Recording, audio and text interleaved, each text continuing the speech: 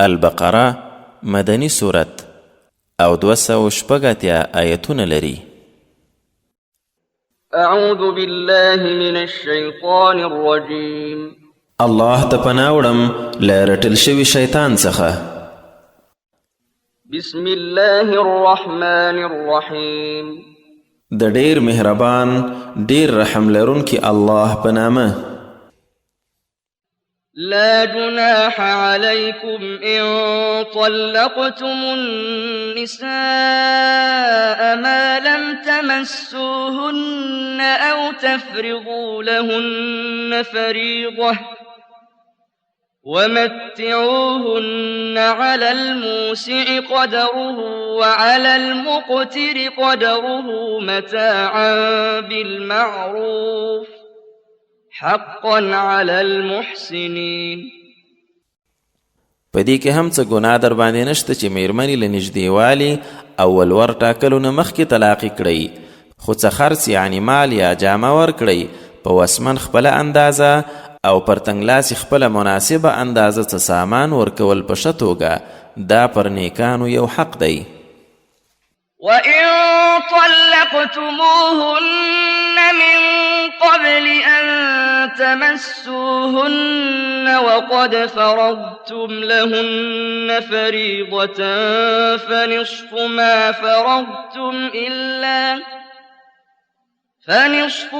فَرَضْتُمْ إِلَّا أَن يَعْفُونَ أَوْ يَعْفُوَ الَّذِي بِيَدِهِ عُقْدَةُ النِّكَاحِ وَأَن تَعْفُوا أَقْرَبُ لِلتَّقْوَى وَلَا تَنسَوْا الْفَضْلَ بَيْنَكُمْ إِنَّ اللَّهَ بِمَا تَعْمَلُونَ بَصِيرٌ. او کله نږدېوالي مخکې مو طلاق کړي او څه ولور مو هم ورته ټاکلی وو، نو بیا د هغه نیمایي چې تاسو ټاکلی وي. خو که دوی یعنې دا ښځې وبخشي یا هغه کس یعنې میړه یې وبخشي چې د نکاح غوټه یې په لاس کې ده او پوره مهر ورکړي، او که تاسو یعنې میړه او ښځه تېرېده وکړئ نو تقوا ته ډېره نږدې ده، او خپلو کې لورینه له یاده مه باسئ. بېشکه الله د هغه څه چې تاسو یې کوئ ښه لیدونکی دی. حافظوا على الصلوات والصلاة الوسطى وقوموا لله قانتين. د ټولو لمنځونو او په ځانګړې توګه هغه د غوره یا منځني یې ښه ساتنه کوئ او الله ته غاړه ایښودونکي درېږئ. فإن خفتم فرجالا أو ركبانا فإذا أمنتم فاذكروا الله كما علمكم ما لم تكونوا تعلمون. خو کله دښمن نه ډارېدلی بیا یې پلي یا سپاره کوئ، نو کله چې بېغمه شوئ بیا داسې الله یادوئ لکه چې درښودلي یې دي، هغه چې نه ورباندې پوهېدلی.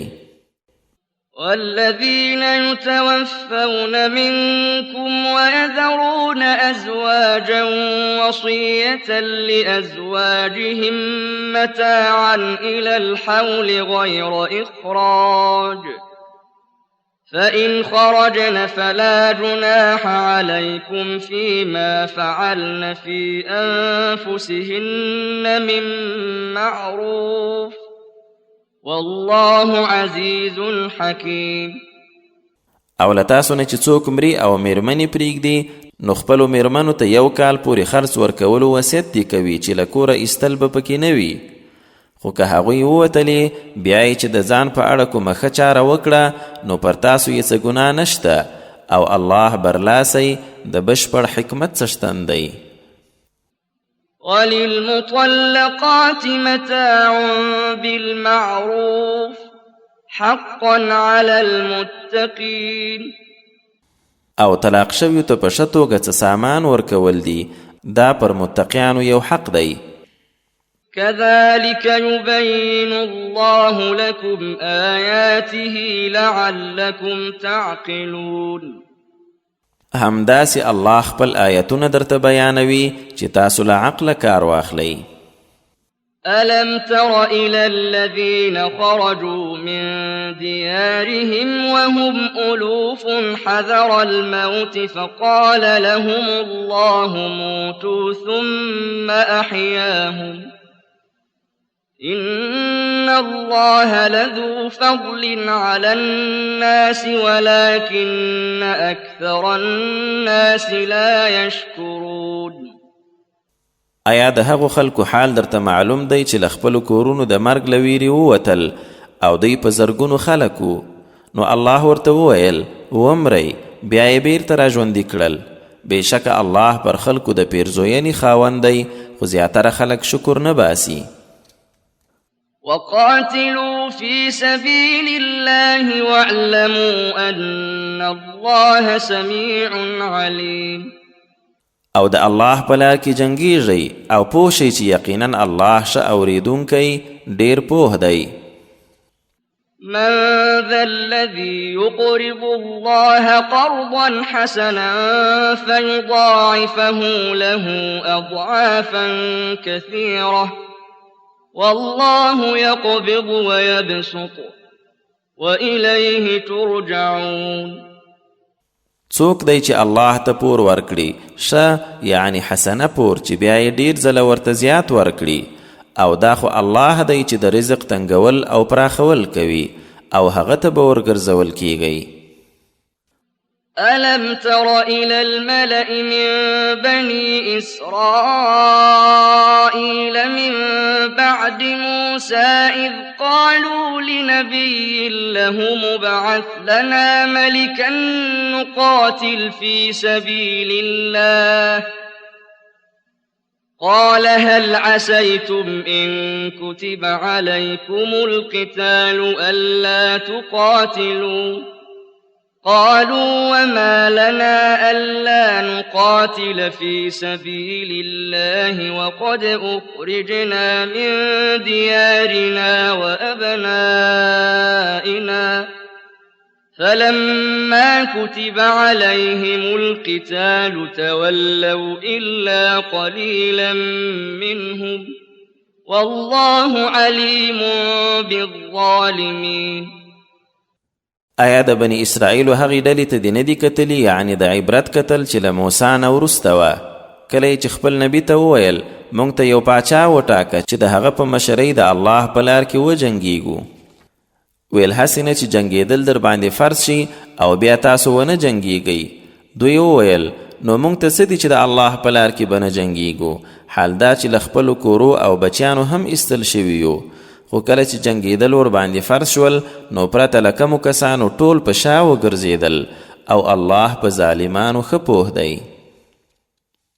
وقال لهم نبيهم إن الله قد بعث لكم طالوت ملكا قالوا أنى يكون له الملك علينا ونحن أحق بالملك منه ولم يؤت سعة من المال قال إن الله اصطفاه عليكم وزاده بسطة في العلم والجسم والله يؤتي ملكه من يشاء والله واسع عليم.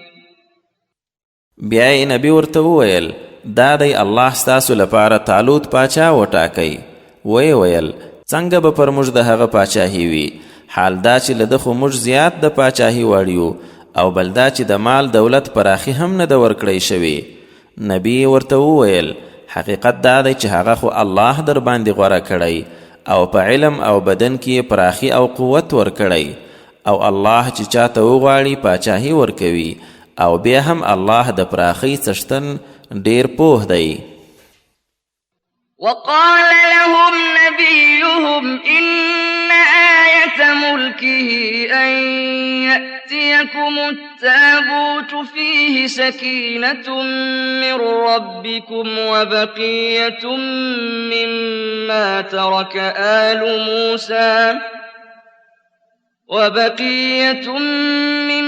ما ترك آل موسى وآل هارون تحمله الملائكة إن في ذلك لآية لكم إن كنتم مؤمنين. او نبی ورته وویل بېشکه د ده د پاچاهي یوه نښه دا ده چې هغه صندوق به درته راشي چې په هغه کې مو د رب له لورې یوه ډاډګیرنه او د موسی او هارون له کاله څه پاتې شوني دي چې ملایکې به یې راوړي. بېشکه په دې کې ستاسو لپاره لویه نښانه ده که تاسو مؤمنان یعنی باور کوونکي یاست. فلما فصل طالوت بالجنود قال إن الله مبتليكم بنهر فمن شرب منه فليس مني ومن لم يطعمه فإنه مني إلا من اغترف غرفة بيده فشربوا منه إلا قليلا منهم فلما جاوزه هو والذين آمنوا معه قالوا لا طاقة لنا اليوم بجالوت وجنوده قال الذين يظنون أنهم ملاقو الله كم من فئة قليلة غلبت فئة كثيرة بإذن الله والله مع الصابرين. نو کله چې طالوت لښکرو سره راووت لښکر ته یې وویل بېشکه الله مو په یوه ویاله ازموي نو چا چې ترې وڅښلې زما له ډلې څخه نه دي او چا چې ونه څکلې نو هغه زما دی مګر دا چې په خپل لاس یو موټی راواخیستلې هغه پروا نه کوي خو بیا پرته له کومو یې ټولو ښه ترې وڅښلې. نو کله چې دی یعنی طالوت او نور مؤمنان ملګري یې له ویالې پورې وتل هغوی چې د طالوت خبره نه و منلې وویل موږ خو نن له جالوت او لښکرو سره یې د جنګ وس نه لرو. خو هغو کسانو چې باور یې درلود یقینا دوی له الله سره مخامخ کیدونکي دي وویل څومره وړې ډلې د الله په حکم پر لویو ډلو برلاسي شوي دي او الله خو صابرانو سره مل دی. ولما برزوا لجالوت وجنوده قالوا ربنا أفرغ علينا صبرا وثبت أقدامنا وانصرنا على القوم الكافرين.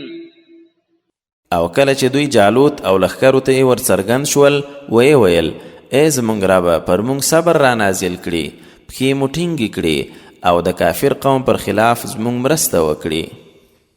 فهزموهم بإذن الله وقتل داود جالوت وآتاه الله الملك والحكمة وعلمه مما يشاء ولولا دفع الله الناس بعضهم ببعض لفسدت الأرض ولكن الله ذو فضل على العالمين.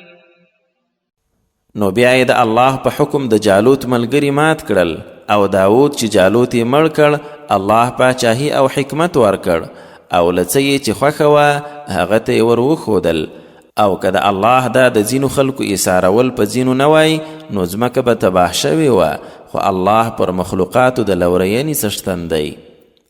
تلك آيات الله نتلوها عليك بالحق وإنك لمن المرسلين. اے رسوله دغه د الله آیتونه دي چې په حق یې پر تا لولو او بېشکه ته خامخا له رسولانو څخه یې. صدق الله